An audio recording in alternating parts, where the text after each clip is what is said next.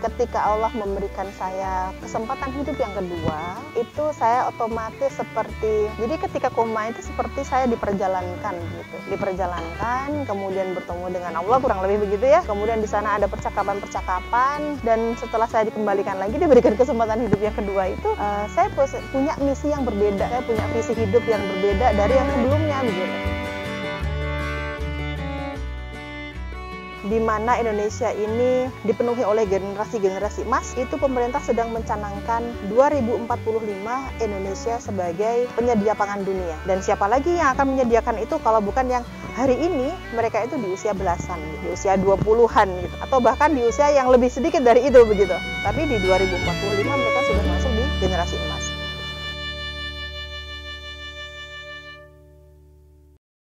Perkenalkan, nama saya Dia Rahmawati Wicaksana Ningtyas. Saya founder dari Abang Sayur Organik. Saya tinggalnya di Kelurahan Cemorongandang, Kota Malang, di perbatasan antara Malang Kota dengan Kabupaten. Bicara tentang Abang Sayur Organik, saya memulainya di tahun 2015. Diawali dari pengalaman saya koma kurang lebih 4 hari dan total di rumah sakit kurang lebih hampir 1 bulan.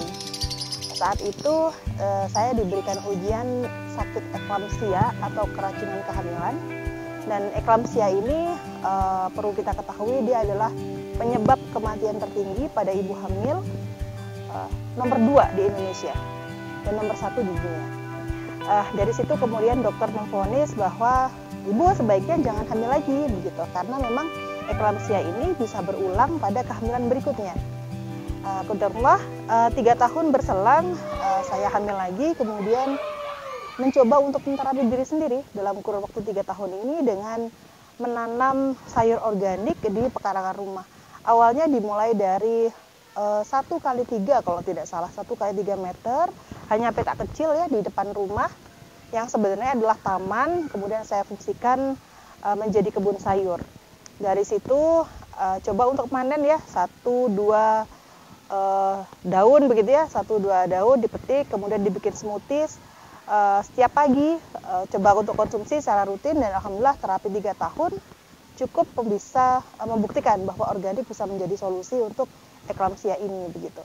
Sejak saat itu ini sesuatu yang baru ya untuk dunia medis, terutama bagi ibu hamil, karena memang biasanya atau ilmu yang saat itu beredar bahwa eklamsia itu pasti akan berulang pada kehamilan berikutnya. Tapi alhamdulillah itu tidak terjadi dengan saya setelah terapi organik kurang lebih 3 tahun. Dari situ saya mulai berpikir bahwa ini adalah jawaban dari sebuah teori begitu ya, yang kemudian selama ini teori itu dipercaya begitu. Dan ini yang karena ini sebagai bukti konkret ya bagi ibu-ibu, berita ini menjadi sebuah berita gembira begitu. Diminta untuk mengisi di grup-grup WhatsApp-nya ibu-ibu begitu ya, terkait dengan benefit series dari konsumsi pangan organik. Di situ saya coba untuk memberikan fakta-fakta gitu ya, kemudian motivasi terutama bagi ibu-ibu bahwa bisa kok eklamsi itu kalau kita sudah pernah, insya Allah bisa begitu. Dan dari situlah kemudian ibu-ibu merasa ini sesuatu yang membahagiakan begitu, dan meminta saya untuk dibuatkan sebuah grup WhatsApp untuk mereka mudah mengakses sayur organik ini. Secara tidak langsung dengan permintaan itu saya coba untuk eksekusi. Saya berkomitmen bahwa cukup saya begitu ya yang menjadi contoh begitu dari eklamsi ini begitu. Saya berharap ibu-ibu yang lain tidak mengalami apa yang saya alami pada tahun-tahun sebelumnya, dan saya mencoba untuk memfasilitasi ibu-ibu ini biar sehat itu dengan konsumsi organik. Saya coba untuk duplikasi dari yang awalnya 1x3 meter persegi di pekarangan, diperluas lagi, diperbanyak lagi dengan membina petani juga, karena tidak mungkin saya handle sendiri begitu. Sejak saat itu 2018 saya coba untuk masuk di online, dan luar biasa untuk apresiasi dari masyarakat terutama ibu-ibu. Saya sangat fokus Abang Sayur Organik ini saya fokuskan untuk membantu ibu-ibu ya, terutama baik itu ibu-ibu muda yang mungkin pernah mengalami eklamsi, atau kemudian ibu-ibu yang punya putra-putri autis gitu. Intinya adalah saya konsen pada kesehatan ibu-ibu, baik kesehatan secara fisik maupun mental. Kita tidak tahu bagaimana tekanan seorang ibu hamil ketika dia itu sudah berpayah dengan beratnya kandungan, kemudian ditambah lagi dengan faktor-faktor yang lain. Dari situ ya saya concern di organik untuk ibu-ibu ini begitu.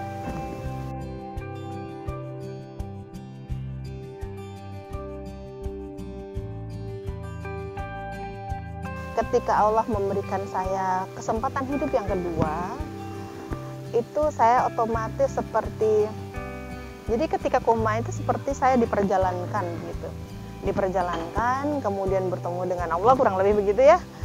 Kemudian di sana ada percakapan-percakapan, dan setelah saya dikembalikan lagi, diberikan kesempatan hidup yang kedua itu, saya punya misi yang berbeda gitu. Saya punya visi hidup yang berbeda dari yang sebelumnya begitu. Jadi ini bentuk rasa syukur saya kepada Allah atas kesempatan yang kedua ini, bagaimana bisa bermanfaat bagi orang lain dari apa yang Allah ujikan kepada saya begitu. Jadi kurang lebih seperti itu sih sebenarnya ya. Jadi memang pada kondisi itu ya, setelah saya sadar, saya tahu bahwa ini loh Allah menunjukkan kepada saya sesuatu yang baik. Dan ini lewat perantara saya begitu. Tidak ada di orang lain ya. Kisah ini tidak ada di orang lain. Sehingga dari situ saya mencoba mengambil hikmah bahwa Allah mempertemukan saya dengan organik gitu. Karena memang sebelum koma pun saya rutin ya mengkonsumsi organik, tapi yang istilahnya bukan yang dalam bentuk smoothies ya, masih dalam bentuk yang masak-masak begitu ya, karena memang konsumsi keluarga. Itu, dan memang membeli waktu itu gitu. Kalau setelah kejadian itu kan memang saya fokus untuk menanam. Mengapa menanam gitu? Karena dengan menanam itu saya memudahkan mereka untuk mengakses pangan sehat.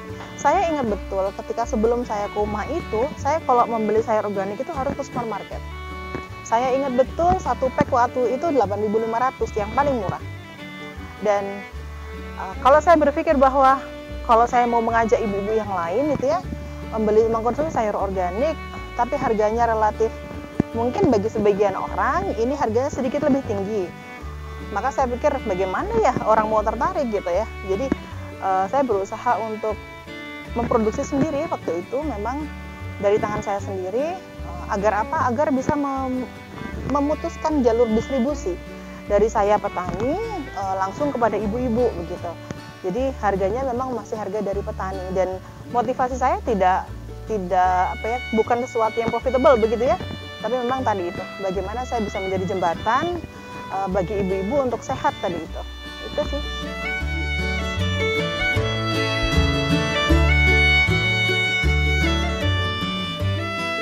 Bercerita tentang sayur organik ya, publik itu jangankan publik, kadang pelaku usaha yang menjual sayur organik itu juga tidak tahu persis definisi sayur organik. Secara umum buku-buku pun itu menjelaskan bahwa sayur organik itu adalah sayur yang diproduksi atau dibudidayakan tanpa mengandung unsur kimia sintetis. Hanya sebatas itu. Jadi kalau mudahnya orang bilang nggak pakai kimia gitu ya. Padahal definisi organik itu sangat luas. Di definisi organik itu kita bicara organik itu tidak hanya ini lahan kosong kita tanami nggak pakai kimia, tidak. Tapi bagaimana sumbernya, inputnya, mulai dari benihnya atau bibitnya, kemudian medianya yang kita gunakan, air yang kita masukkan sebagai penyiraman, lingkungan yang tempat kita menanam, itu semua harus sesuai dengan standarisasi organik. Misalnya begini, mudahnya ya, saya punya lahan sawah misalnya, lahan itu pernah saya tanami padi yang mengandung konvensional ya, yang mengandung kimia sintetis. Kemudian setelah panen, saya diamkan sebentar, beberapa waktu, kemudian saya tanami ke sayur organik, sayur yang tidak menggunakan kimia sintetis. Apakah itu disebut sayur organik? Tidak, karena sejarah lahan masih belum mengizinkan dia menjadi berstatus organik. Mari harus ada perlakuan-perlakuan yang dilakukan untuk netralitas tanah agar ya tanah ini menjadi organik kembali begitu. Paling tidak residu-residu yang ada di dalam tanah dari sisa budidaya sebelumnya itu sudah hilang. Jadi tidak hanya sampai di situ, kemudian penggunaan ketika kita menanam seperti pestisida nabati, kemudian apalagi ya mungkin pupuk organik cairnya itu juga sumber-sumbernya juga harus jelas. Bahkan benih pun ketika kita membeli seperti di sini, setiap kali menanam kita pasti menyisakan 1-2 pohon yang dituakan untuk diambil bunganya. Nanti akan kita buat bijinya. Seminimal mungkin kami membeli biji-biji atau benih yang dari toko ya, karena memang ada beberapa catatan gitu. Mengapa kita sebisa mungkin tidak membeli di toko tapi kita memproduksi sendiri. Begitupun juga dengan pola distribusi, kalau di organik sangat diatur gitu. Kadang publik itu masih berpikir begini, mereka menanam pepaya katakanlah, misalnya menanam pepaya di pekarangan rumah di dekat dengan lubang air aliran kamar mandi mungkin ya, itu sudah mengatakan itu organik hanya karena dibiarkan tumbuh berbuah, tidak ada perlakuan. Tidak, kalau seperti itu berarti dia alami, tidak ada perlakuan. Kalau organik itu ada perawatan, ada penambahan pupuk kandangnya gitu ya. Kemudian ada perlakuan-perlakuan yang lain seperti tadi menjaga lingkungan biar nggak kena polusi dan sebagainya. Ya kurang lebih seperti itu. Jadi kalau Mbak Lila lihat ya, di sini itu sedikit jenisnya. Kurang lebih ada 5-6 jenis saja yang kita tanam di sini. Sebenarnya ini lebih kepada, kami ada P4S ya. P4S itu Pusat Pelatihan Pertanian dan Pedesaan Swadaya. Jadi lembaga pelatihan pertanian untuk masyarakat. Sejauh ini P4S itu biasanya petani-petani yang belajar gitu. Tapi karena kami di kota, maka segmen kami adalah kami ingin mengajari ibu-ibu rumah tangga bagaimana sampah atau limbah dari dapur itu bisa dikompos, kemudian dimasukkan lagi ke pekarangan. Jadi salah satu target kami di B4S itu adalah mengaktifasi pekarangan rumah menjadi lumbung pangan keluarga. Jadi sebisa mungkin misalnya ibu-ibu punya limbah rumah tangga, dicacah, dimasukkan polybag misalnya, itu dikasih benih, tumbuh, maka itu sudah mengurangi uang belanja. Dan tentunya ini sayurnya sayur organik. Kurang lebih seperti itu. Ya, jadi saat ini saya sedang diamanahi sebagai salah satu duta petani milenial Kementerian Pertanian ya. Tugas saya salah satunya adalah meresonansi agar anak-anak muda terutama di usia milenial ini senang untuk belajar, senang untuk turun dan menjadikan pertanian ini menjadi salah satu energi yang mereka ada di dalamnya begitu. Saya ingin membuktikan kepada anak-anak muda bahwa tanian yang dulu itu dikiranya kotor, kemudian lusuh, itu tidak seperti itu saat ini. Kita bisa mengadaptasikan teknologi, kemudian pemasaran pun kita juga sudah tidak harus ke pasar dan susah-susah gitu. Itu semua pilihan, tapi itu ada. Jadi ayo untuk anak-anak muda terutama yang hari ini mungkin bingung gitu ya, masih nggak yakin dengan pertanian.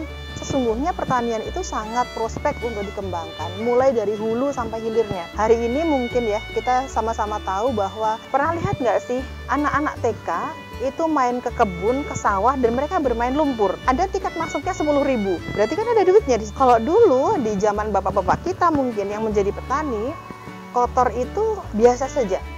Tapi hari ini kotor itu dicari. Experience-nya itu tidak semudah dulu gitu untuk mendapatkan, dan itu semuanya ada benefit serius di pertanian. Jadi ayo sama-sama kita belajar tentang pertanian, kita hidupkan lagi pertanian, dan saya melihat potensi anak-anak milenial terutama sangat besar, di mana mereka sangat melek terhadap teknologi dan energinya sangat besar, powerful sekali anak-anak muda ini gitu. Jadi itu pertanian insya Allah bisa ke depan kita kembangkan. Targetnya pemerintah adalah 2045, di mana Indonesia ini dipenuhi oleh generasi-generasi emas. Itu pemerintah sedang mencanangkan 2045 Indonesia sebagai penyedia pangan dunia. Dan siapa lagi yang akan menyediakan itu kalau bukan yang hari ini mereka itu di usia belasan, gitu, di usia 20-an gitu, atau bahkan di usia yang lebih sedikit dari itu begitu. Tapi di 2045 mereka sudah masuk di generasi emas.